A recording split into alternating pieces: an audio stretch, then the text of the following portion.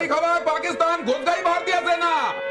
ये अज्ञात बॉर्डर पर पाकिस्तान के भीतर दाखिल हो गई भारतीय सेना। आईएनएस विक्रांत है, वहां से करिए 15-20 BrahMos fire, set fire to the Karachi port. आग लगा दो, कराची में फूंक डालो। सोचिए अगर एक सुबह आप उठें और टीवी पर ब्रेकिंग न्यूज फ्लैश हो, कराची पोर्ट पर ब्रह्मोस मिसाइल्स की बारिश, आईएएस विक्रांत ने आदेश दिया फायर टू कराची। दिमाग सुन्न पड़ जाएगा, दिल तेज धड़कने लगेगा।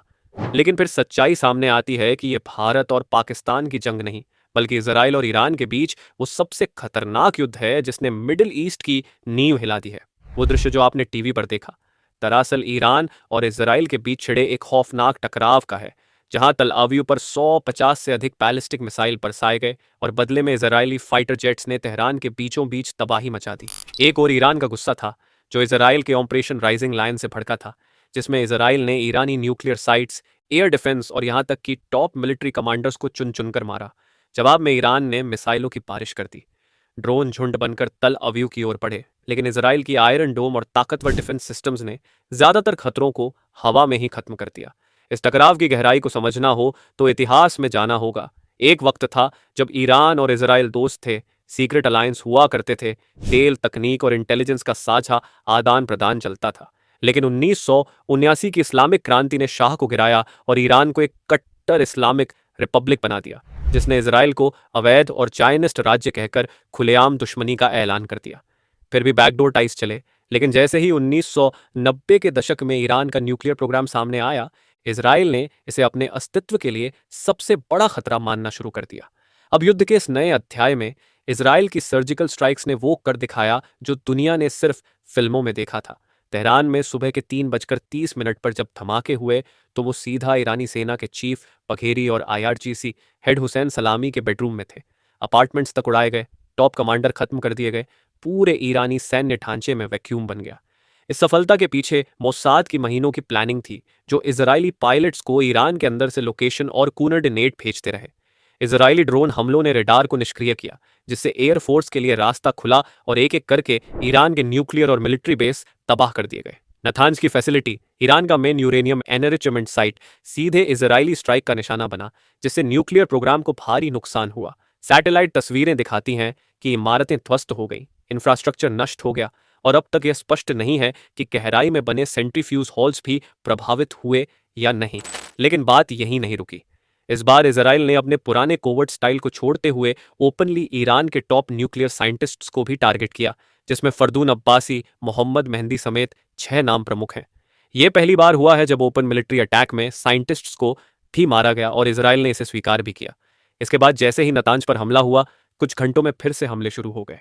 अब फोर्डो और इशफहान जैसी बची हुई साइट्स टारगेट बनी। बदले में ईरान ने भी इसे वॉर का ऐलान मानते हुए 100 से अधिक मिसाइलों की बौछार कर दी, जिसमें 3 इजरायली नागरिकों की मौत और दर्जनों के घायल होने की पुष्टि हुई। इस डायरेक्ट मिलिट्री टकराव से अब साफ है कि अगर अंतर्राष्ट्रीय समुदाय ने हस्तक्षेप नहीं किया, तो यह लड़ाई जल्द ही एक फुल स्केल रीजनल वॉर का रूप ले सकती है, जिसमें अमेरिका, रशिया, सऊदी अरब, तुर्की और शायद भारत जैसे देश भी किसी न किसी रूप में खींच सकते हैं। और अब बात करते हैं इस पूरे संकट का भारत पर असर, क्योंकि ये आग सिर्फ मिडिल ईस्ट तक सीमित नहीं रहेगी।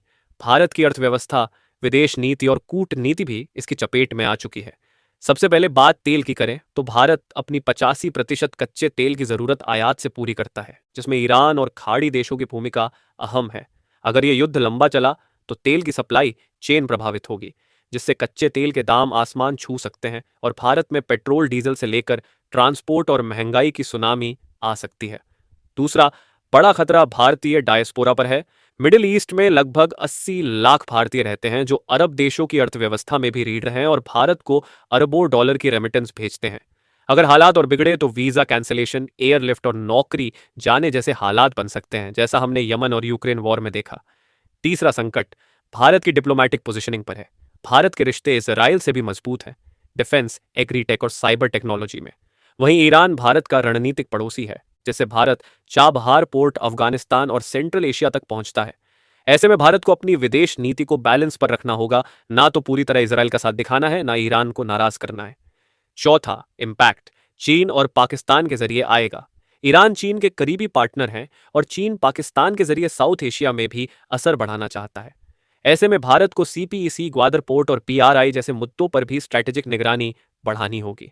और अंत में अगर ये जंग लंबी चली तो भारत को दो मोर्चों पर तैयार रहना होगा। एक आर्थिक, जहां इन्फ्लेशन और एनर्जी क्राइसिस बड़ा मुद्दा बनेगा, और दूसरा रणनीतिक, जहां भारत को अपने सीमावर्ती दुश्मनों से भी आंखें चौकन्नी रखनी होंगी, क्योंकि मिडिल ईस्ट में लगी आग कभी भी इंडो पैसिफिक में चिंगारी बनकर उड़ सकती है। इसलिए जब आप अगली बार ब्रेकिंग न्यूज़ देखें, समझिए ये सिर्फ इजराइल और ईरान की लड़ाई नहीं, ये दुनिया के सबसे अस्थिर क्षेत्र में भड़का वो ज्वालामुखी है जिसकी राख भारत तक भी पहुंच रही है। और सवाल सिर्फ इतना है, क्या हम इसके लिए तैयार हैं?